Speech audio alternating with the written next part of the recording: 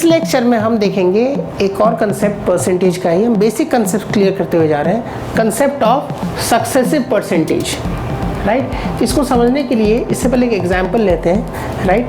Suppose कीजिए दो person है ए और बी, दोनों सेम सैलरी पे कोई कंपनी में ज्वाइन करते हैं, राइट। सपोज कीजिए ये साल है 2013, वो सेम सैलरी पे ज्वाइन करते हैं।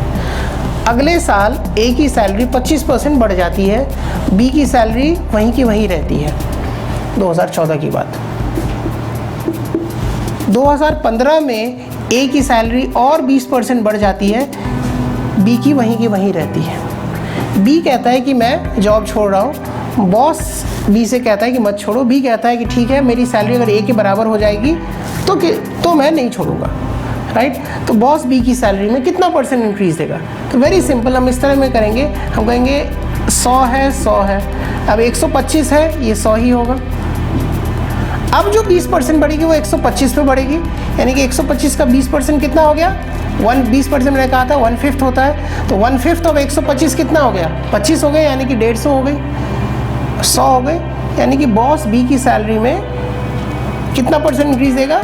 50%। यानी कि जो 2 बार 25 और 20 बढ़ी सक्सेसिवली, उसके बदले एक बार ही 50 बढ़ गया, तो बात सेम हो गई, राइट।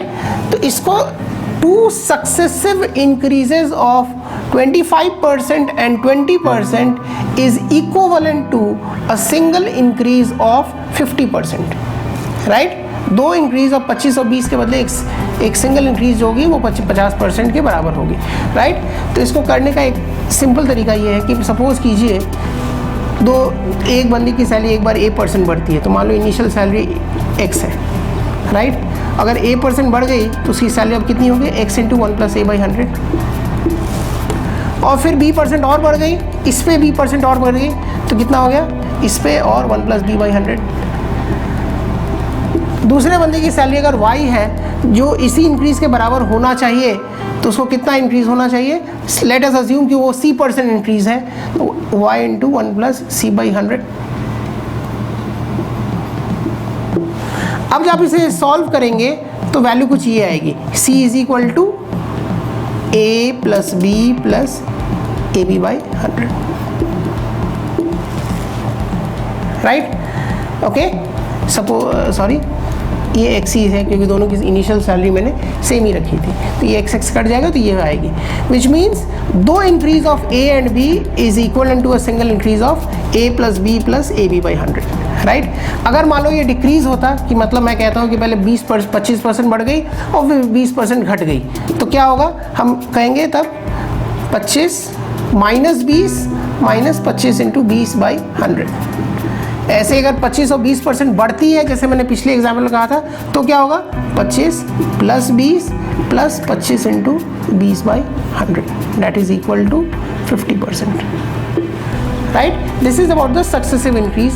अब यहाँ पे एक और बात जानने की ज़रूरत है कि ये फॉर्मूला सिर्फ 2 सक्सेसिव इंक्रीज के लिए होगा, यानी कि अगर मैं आपसे ये पूछता कि A की सैलरी 3 इंक्रीज के बाद 3 इंक्रीज तक होती रही और B फिर भी चुप रहा, तो 3 सक्सेसिव इंक्रीजेस के कोई फॉर्मूला है, राइट। तो 3 सक्सेसिव इंक्रीजेस के लिए कोई फॉर्मूला नहीं है। हम ये कर सकते हैं कि सपोज कीजिए मैं आपसे कहूँ कि एक बार 20 बढ़ी, B चुप रहा, एक बार 25 बढ़ी, B फिर भी चुप रहा, और एक बार 10% और बढ़ी, B फिर भी चुप रहा।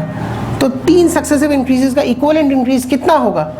तो आप क्या करेंगे? 20 और 25 का सक्सेसिव करेंगे, तो 20 और 25 का सक्सेसिव अब मैंने अभी कहा था कितना होता है? 50 होता है, राइट।